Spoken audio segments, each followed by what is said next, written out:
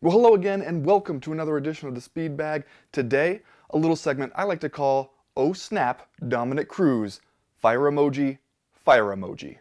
So UFC 207 is right around the corner, and I know because I spent the last couple weekends just being inundated with Ronda Rousey ads, but then I tuned in to the UFC on Fox event on Saturday night and I was reminded, oh yeah, Dominick Cruz versus Cody Garbrandt is also on that card.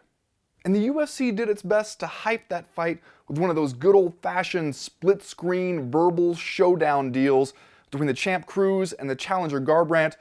And if you've ever heard Dominick Cruz talk trash, you can probably guess how this one went. How many times you've been knocked out cold, man? Old man was there. Just got out of high school and now you think you're tough. That's about that age for you. Good job. I was able to buy a house with all the wins I got over your team. Who you think's gonna teach you how to beat me? What are you talking about? What are you talking about? We'll see. Look, by now the word is out, or at least it should be. Do not try to out-trash talk Dominick Cruz, man. He will embarrass you. And he doesn't just do it by spouting rehearsed one-liners the way a lot of fighters do it. He can actually engage you in a back and forth that makes it seem like you are losing IQ points the more you keep talking. He will force you to explain why you possibly think that you're going to beat him, and then, he will explain why that explanation makes no sense.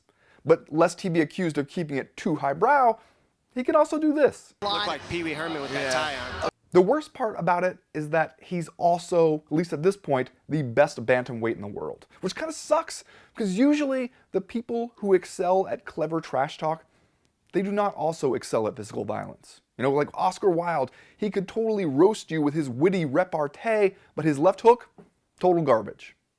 Cruz, though, he talks like he fights. He's in, he's out, he's dancing all around you, he hits you. When you try to hit him back, you end up flailing at the air and looking stupid. So clearly there's only one thing to do.